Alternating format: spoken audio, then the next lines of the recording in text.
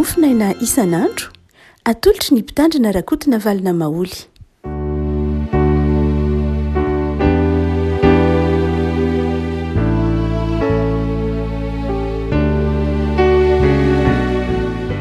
fa ny miarahabantsika rehefa koa malalahatra ity alatsinainy fa eniny volana novambra ity ny mofinaina voalahatra ao antsika rehefa koa dia ny filazantsaramasina araka ny lioka toko faharoa andiny faraika amroapolo ka hatramin'ny faharoa ambitelopolo lioka toko faharoa andiny faraika amroapolo ka hatramin'ny faharoa ambitelopolo fakitsika aminaran'i Jesosy. Ary efa tapitra ny havalona ka ofrana ny zaza dia nataony hoe Jesosy ny anarany araka ilay nataon'ny Israely fony tsy mbola torotoroana natao an-kibo izy.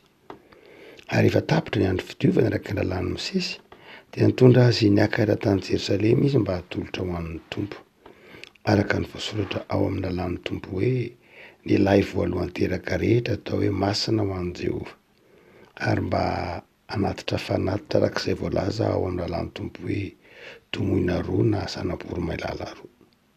Ary indro nisy lehilahy atao hoe Simeona tao Jerosalema ary marina sady mpivavaka tsara ny lehilahy izany ka niandry ny fampionoana ny Israely ary ny fanahy masina dia tao aminy. Ary efa nambara ny fanahy masina taminy fa tsy hahita fahafatesana izy mandra-pahitany ny Kristiny ny Tompo.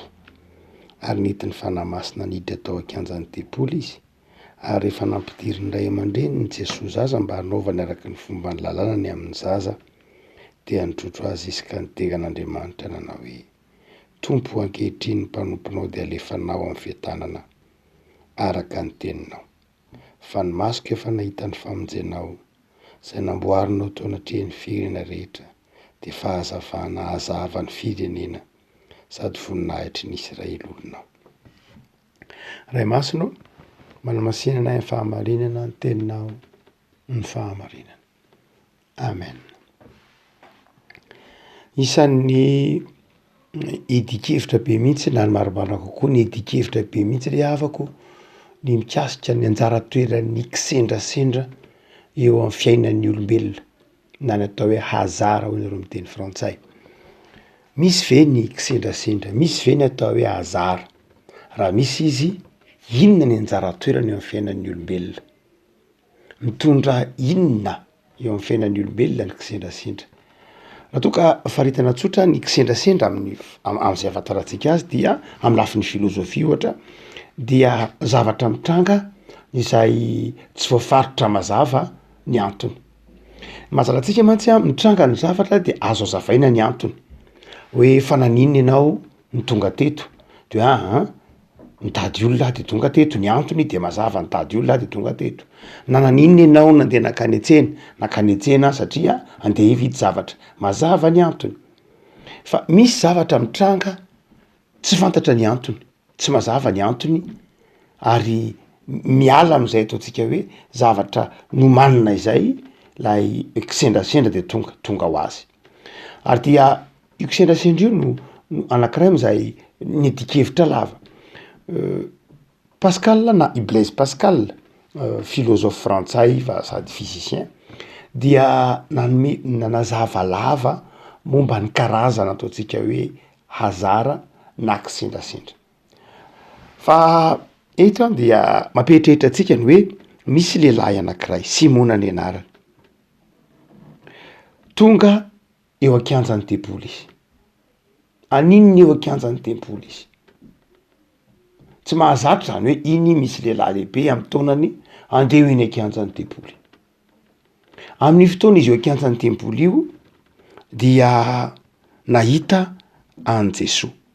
Nahita an Jesosy notrotron'ny reniny le Jesosy zaza izay aravinentina araka ny fanao momba ny fomban'ny olona tamin'ny andron'ny Jesosy, fomban'ny ray aman-dreny tamin'ny andron'ny Jesosy hoe mitondra tomoina roa na zanam-poromailala rehefa manolotra ilay zaza ofrana. Inona ny kisendrasendra? Kisendrasendra ve nahatongavany ity lehilahy ity izay eto ihany Simeona ny voaresaka lehilahy lehibe anankiray, kisendrasendra ve nahatongavany teo an-kianjan'ny tempoly? Tsy fantatra mazava ny antony. boky filazana sarak'ilio de sy teny manao hoe inona ary ny antony natongavany teo fa tonga teo izy. Zay azavan'ny baiboly kosa de zao ny fanahy masina no nitondra azy teo. Ny fionana amin'Andriamanitra ry havako malala de tsy kisendrasendra. Misy mantsy manao hoe kisendrasendra nandeha niangona de ohatry nafinahitra azy toriteny tao. Kisendrasendra nidra tao amin'ny fiangonana anankiray de ohatran'ny nafinahitra le hira tao. Ohatran'ny sendrasendra fotsiny a nandalo tao amin'ilay fiangonana de naheno hira mafinahitra de nivily ahy. Amin'io ka de tsy sendrasendra ny fionana amin'Andriamanitra. Ny fifanenana amin'Andriamanitra, ny fifanenana amin' Jesosy de ivelan'ny kisendrasendra, ivelan'ny atao hoe azara. Zavatra manokana, tsy voazavatsika ny antony, fa ny fanahy masina no antony. Hoy Luka eto manao hoe ny fanahy masina no nitondra any Simeona ho teo akianjany tempoly ka niaona tamin'i Jesosy zaza zay nitrotrony ray aman-dreniny. Nahoana ny tsy misy ny kisendrasendra amin'ny mpanompon'Andriamanitra? Indrindra nahoana ny tsy misy ny kisendrasendra amin'ny fiaonana amin'Andriamanitra? De hoy ny filaza Luka azy manao hoe lehilahy mpivavaka marina, olo marina sady mpivavaka izany lehilahy zany, ary indrindrindrindra olona nanana fanantenana. Am'izany olona mpivavaka zany, am'izany olona mandeha amin'ny fahamarinany zany, am'izany olona zay ampiasainy ny fitiavan'Andriamanitra zany ka olona manana fanantenana de zao tsy kisendrasendra mihitsy ny fionana amin' Jesosy. Raha mitenitsika hoe tsy kisendrasendra ny fionana amin' Jesosy, ny valiny zany de zao tsy kisendrasendra ihany ko ny maha-kristianina. Tsy kisendrasendra zany ny antso maha-kristianina. Tsy hoe za kisendrasendra de mba de tonga mpandray a, na kisendrasendra de tonga mpiandry a, na kisendrasendra de tonga mpampianatra sekoly alahady a. Tsy ny kisendrasendra mihitsy no anosika atsika ho tonga mpampianatra sekoly alahady. Manamaivana ny antson'Andriamanitra raha ny kisendrasendra no eritreretitsika ho mahatonga atsika ho mpanompon'Andriamanitra.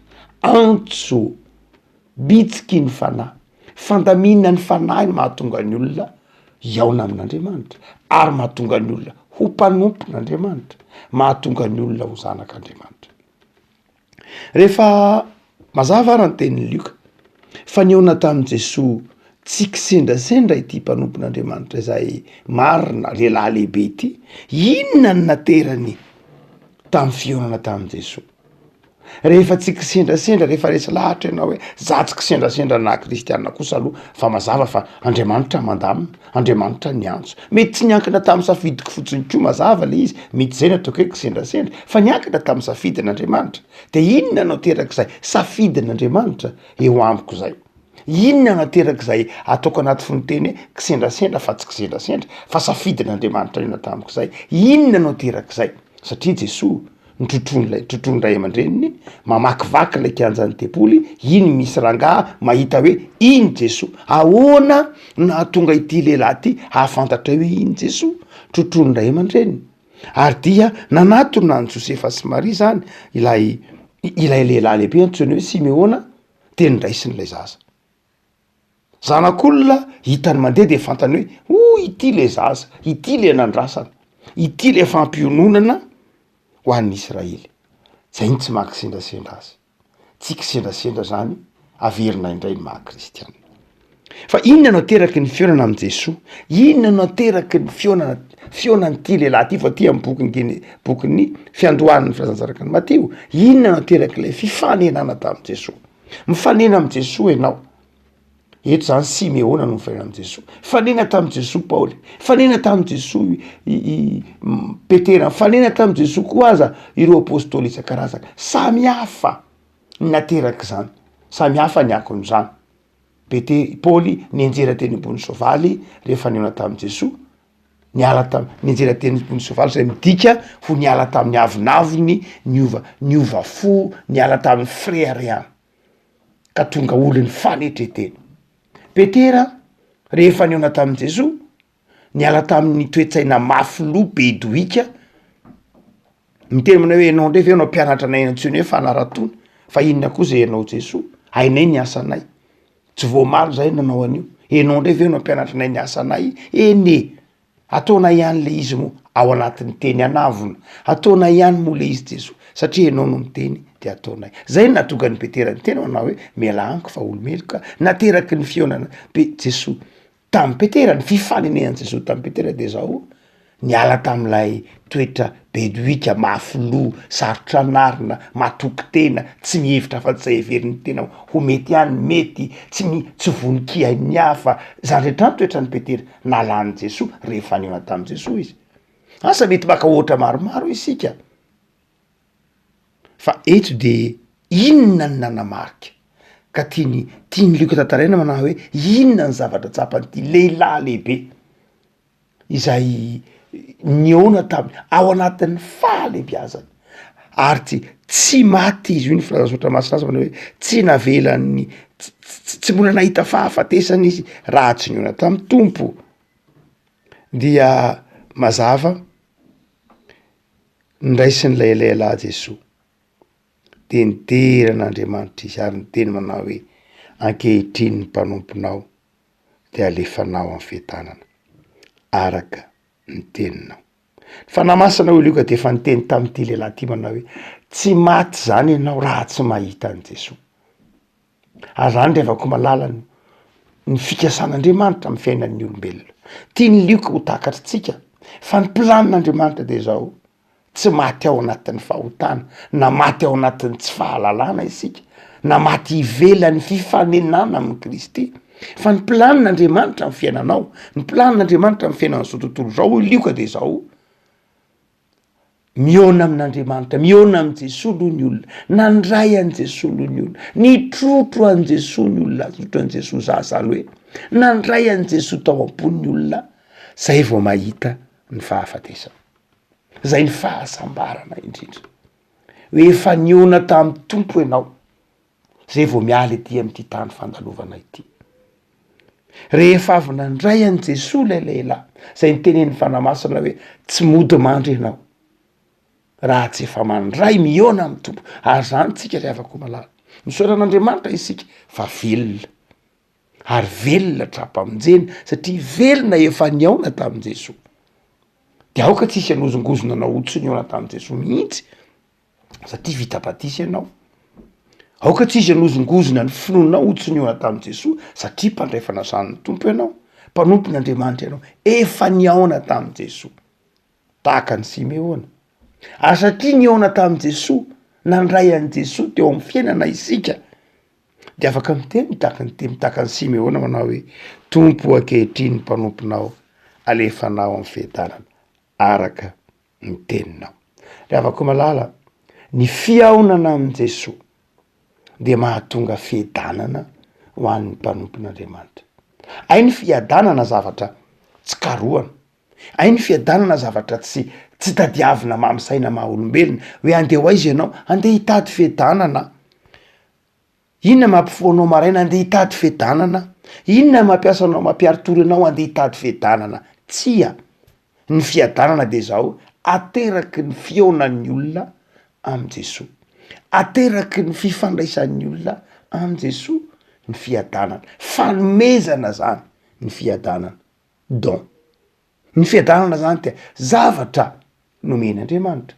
Ary raha toa ka mamaky ny dikany teny hoe Jerosalema isika, ny dikany teny hoe Jerosalema de zao tanàna, raha ohatra ka somary hitarina ny heviny de tanàna nomena fiadanana, na tanàna nanipazana fiadanana, na tanàna nandatsahana fiadanana, na tanàna notolorana fiadanana. Hay ny fiadanana zavatra atolotr'Andriamanitra, hay ny fiadanana tsy ny herin'olombelona mahatongo zany fiadanana zany, fanomezana teraky ny fionana amin' Jesoa. Rehavako betsaka ny olona mitady fiadanana fa izao ivelan'i Jesoa, betsaka ny olona mitady fiadanana fa tsy mifanena na tsy mandray an' Jesoa, betsaka ny olona mitady fiadanana fa izao tsy miara-dalana amin' Jesoa, tsy manaiky ara-dalana amin' Jesoa.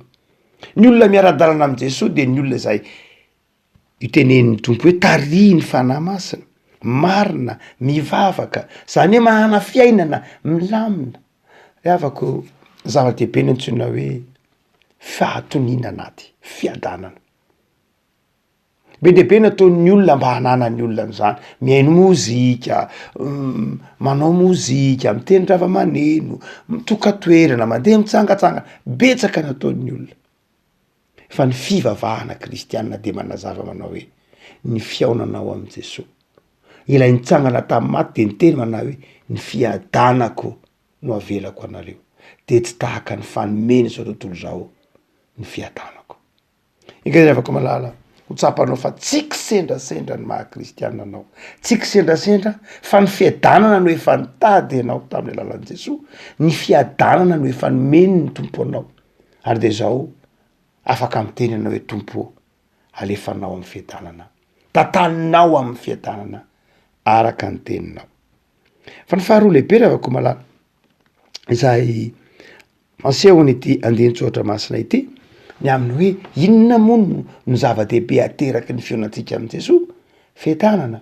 Fa izao koa ry havako malala, rehefa mihaona amin' Jesosy isika de izao manana fanahy resy lahatra, manana toe-po toe-tsaina resy lahatra ny amin'ny famonjen'Andriamanitra. Rehefa mandray an' Jesosy anao de mafioronao am-ponao ny hoe ao amin'Andriamanitra ihany misy ny famonjena. Zay mahatonga ny Simona eto ny teny hoe ny masoko mihitsy ny efa nahita ny famonjenao. Vao nahita an' Jesosy zany lay lehilahy lehibe de ny zavatra tsapany de zao famonjena. Tsy hoe zaza botrabotra, tsy hoe inona zay ny tsapany, fa ny tsapany de hoe vao nandray lay zaza izy, vao nandray an' Jesosy de ny zavatra tsapany hoe tena masoko ny nahita ny famonjenao. Revako malala hatrany am-piandohana zany Luka de efa manazava fa Jesosy de famonjena. Amin'ny fotoana ionan'ny olona amin' Jesosy, ny zavatra tsapany de zao voavonjy izy. Voavonjy amin'ny inona ary izy? Voavonjy amin'ny fahotana, voavonjy amin'ny inona ary isika? Voavonjy amin'ny herisetra n'izao tontolo zao, voavonjy amin'ny herin'ny fahakalana, voavonjy amin'ny herin'ny maizina, voavonjy amin'ny fatoran'izao tontolo zao, voavonjy satria manana an'Andriamanitra, miala tamin'ny aiziny ny fahotana mby amin'ny fahazavan'ny fahasoavan'Andriamanitra. Ny ateraky ny fiaonantsika amin' Jesosy. Hoy Luka eto, jerena amin'ny fiainany ity mpanompon'Andriamanitra tsy hoe Simona ity de zao mahatsiaro fa voavonjy. Dikan'izany mahatsiaro afaka, tsy mahatsiaro zioga, tsy mahatsiaro tery, tsy mahatsiaro mijaly, tsy mahatsiaro fahoriana. Afaka miteny tahaka amin'ny Paoly manao hoe voageja manodidin'izay nefa tsy tery, potraka nefa tsy mamoy fo, mahatsiaro satria mahatsiaro famonjena. Zany ve ny kristianina am'izao andro erantsika izao ry havako, ny valiny ianao mamaly fa ny akamaroany de tsy zany.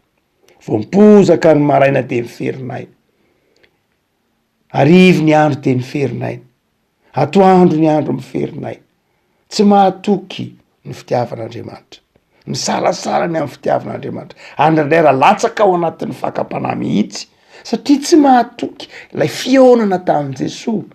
Jesosy rehefa niona tamintsika ry havako, rehefa niraisitsika de zao mampahazo antoka atsika ny famonjena izy. Ary mahamarina le teny Isaia mpaminany manao hoe raha ny zanako sy ny asan'ny tanako adidiko ihany. Vao famonjena ny hevitra zany. Fa ny farany ry havako malala, tsy hoe nifanaina tamin'i Jesosy ihany isika de nahazo antoka ny famonjena. Fa ny fahatelo de zao, rehefa nandray an' Jesosy izy dia hoy ny filazany azy manao hoe fahazavana hazava ny firenena sady voninahitry ny Israely olonao. Zany hoe rehefa nandray an' Jesosy Simeona, niona tamin'i Jesosy Simeona de izao nanjary nahita ny voninahitry ny fireneny Israely manontolo izy. Azonao sary an-tsaina ve zany Israely zany tamin'ny fotoanan'ny Simeona voaresaka eto, zanatany Romanina ao anatin'ny fagnitrana, ary io aza domona romonja mba hatolotra amin'ny famoranan' Jesosy, milaza fagnitrana, zaza mahantra raha maha olombelona angeny raisin'ny Simeona eo e, zaza mahantra zanak'olon-tsotra, Marisy Josefa olon-tsotra tambany vohitra mpandrafitra, saingy rehefa nandray lay zaza i Simeona dia natsiaro ho nanan-karenam-panahy izy, natsiaro nanana fahafenona izy ka nahita ny voninahitry ny Israely. Afaka malala ny olona manana ndray an' Jesosy de olona lasa manana fijery miabo, manana fijery pozitif, manana fijery tsara ny olona mandray an' Jesosy. Ny olona manana lasa olona manana fanantenana ka te hizary zany fanantenana zany. Rehefa hitanao eo anivon'ny firenen'Andriamanitra, rehefa hitanao eo anivon'ny fiarahamoniny Jesosy de zao manjary lasa manana fanantenana isika. Afaka malala miaina ao anatin'ny fagnatranotsika menakavy Madagasikara betsaka ireo vahoaka sahirana mividy-tsakafo, miakatra ny vidim-bary, andraindray raha ohatra lasa mihiba ho azy zany ny fomba fijery, lasa ho azy lasa mety ho lasa kivokivo ho azy zany ny fomba fijery. Fa inona le avako raha baratsoatra masina eto? Rehefa miaona am' Jesosy ianao, nday zao hitanao ny voninahitr'Andriamanitra, ary hitanao koa aza ny voninahitr'Andriamanitra eny amin'ny hafa. Misokatra ny masonao de hitanao ny voninahitr'Andriamanitra eny amin'ny hafa, hitanao ny voninahitr'Andriamanitra eto am'izao tontolo zao. Le avako zava-dehibe zany ny ateraky ny fiainanao am' Jesosy. Enao efa niona tamin'Andriamanitra de aza maivanina zany, aza averinao oky sendrasendra zany fa raiso ho antson'Andriamanitra. Efa afaka sika nombo misaotra anao zahay fa tsy misy mahay manatona anao raha tsy hanao no efa niantso azy. Tonononao hoe zanakao zahay satria ianao efa niantso anay, efa nanatona anay. Misaotra Tompo fa tsy kisendrasendra ny mahampino anay fa antso de ataovy mandeha amin'ny fiadanana izahay. Esory aty anatinay ny toe-tsaina mora kivy, ny toe-tsaina resy lava, ny toe-tsaina mora miondrika, toe-tsaina mora miravoravo tanana, fa zanakao zahay. Ampanantenainao fiadanana, ampanantenainao avy tsara sy mamiratra, ampanantenainao ahita ny voninahitrao. De mivavaka izay am'izao herinandronay vao manomboka izao, da io ny asanay Tompo, andehananay amin'ny fahamarinana, da io ny asanay hijoroanay amin'ny fitiavana anao, da io ty herinandro vao manomboka ity ho feno fahasoavana. Jereo ireo manana olana, jereo ireo mitady asa, jereo amin'ny famindram-ponao ireny rehetra ireny, jereo ny tokantrano tsirairay Tompo, zay manaraka zao fandaharana tolotra fiangonana izao, vangio ny tokantrano tsirairay, ampitoera ao anatin'ny tokantrano tsirairay sisa nambatan'olona Jesosy, ny fiadanana ka afaka hiteny tahaka ny Simeonisy manao hoe ankehitriny ny mpanomponao de alefanao amin'ny fiadanana araka ny teninao. Dia tantanao amin'ny fiadananao zahay mamakivaky zao herinandro vaovao zao, ahita ny voninahitrao. Misaotra Jesosy. Amen.